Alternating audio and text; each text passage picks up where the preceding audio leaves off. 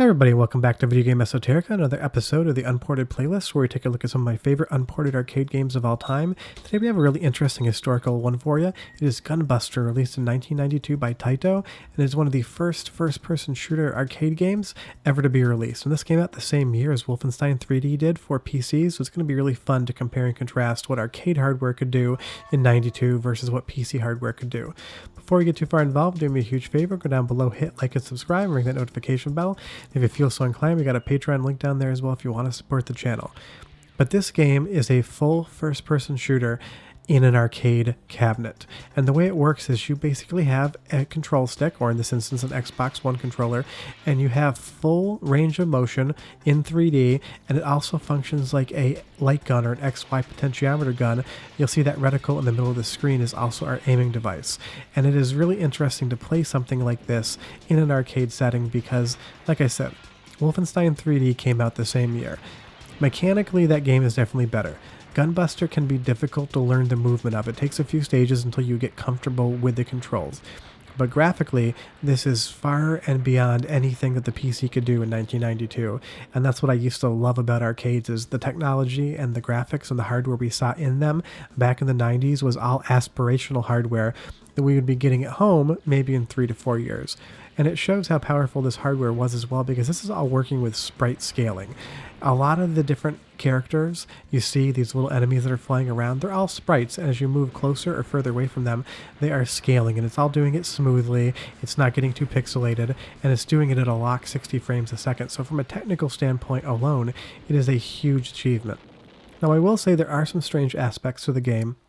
I've added in some audio soundtrack where the game just doesn't have any audio whatsoever, and it is not an emulation issue. I've played this game originally, and I also looked at some videos online for original cabinet captures, and they also have no audio in the same spot. Like right here, that music in the background was added in by me. So I'm not sure if the game was rushed or why they don't have audio in those sections, but it is slightly strange. But as far as the gameplay is concerned, it is a first-person shooter in a full 3D environment. I mean, I say 3D, you have range of motion, but it's not 3D graphics.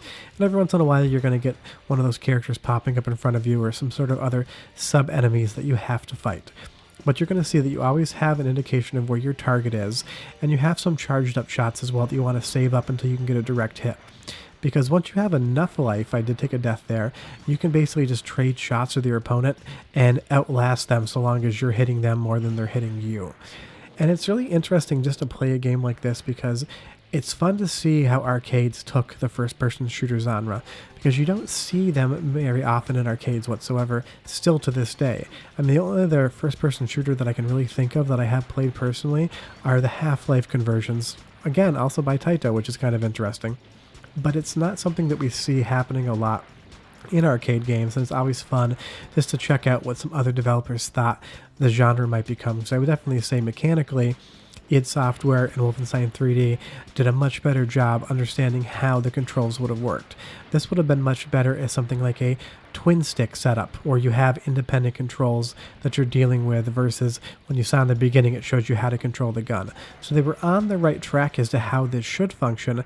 They just maybe wanted to separate the controls that a bit. But I remember even on the PlayStation 1 and Nintendo 64 and even PC, dual analog, movement and aiming for first-person shooters took a long time to come about. So it's not like this was a well-known thing back then. That control system hadn't been invented yet. So it's really fun just to kind of see the precursor of what the modern FPS would become. Because now when we play a first-person shooter game, we're either using mouse and keyboard, or we have our movement on one hand and our aiming on the other, or we're using a controller where one analog stick moves and navigates the world, where the other analog stick is going to be exclusively for aiming. It was really hard to play first-person shooters when those two movement techniques were combined into one controller, and that definitely does show in Gunbuster here. But I love all the different graphical effects. You have all this rain coming down. The game looks and feels special, especially for the year that it came out. 1992, Super Nintendo, Sega Genesis couldn't do anything like this. Your PC couldn't do anything like this. This is why arcades were amazing back then, because they just showed you things that you couldn't have at home. What I'll let you do now is watch the next stage just so you can get a sense of the soundtrack, because it is quite good. I'll be back in about a minute, and we'll talk more about Gunbuster. But enjoy.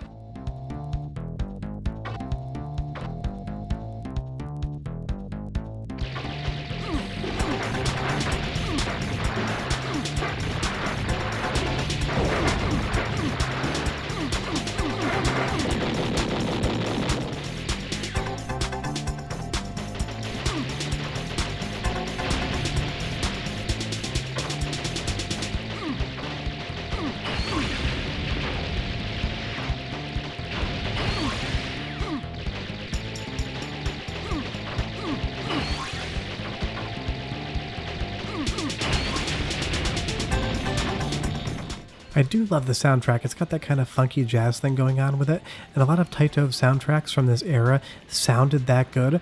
Definitely the sort of thing. They do release soundtrack compilations now and again, and I do have a few of them, so if you're really into the music of video games, it's something I definitely recommend you pick up. But as you can see here, as we're getting into later stages, the game does become much more difficult, but you have these pillars here that you can hide behind. You are able to take cover in certain instances, but some of the later bosses, their movement's quite unpredictable, and you really need to be on top of your game to be able to beat them. Although then it gives you 30 seconds to get to the elevator, and you can see here, it took me 3 seconds. So some things like that, I guess if you're really bad at navigating, might be issues.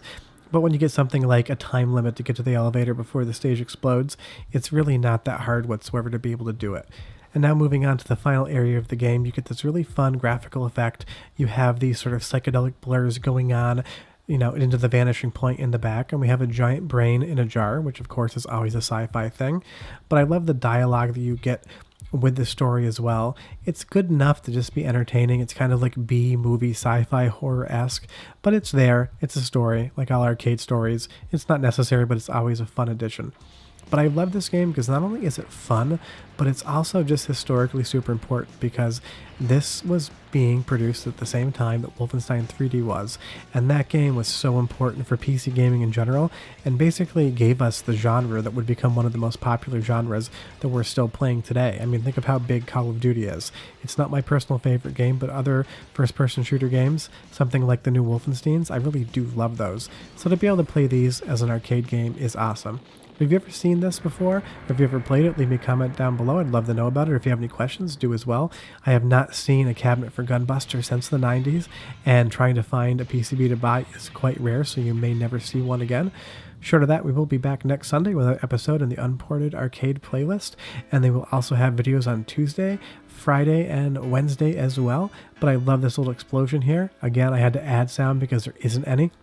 And we come out here to see the cityscape and exactly what is going on. But we hope you enjoyed it, and we will see you guys next time. Enjoy the rest of your weekend, and I hope your building doesn't explode. Bye-bye.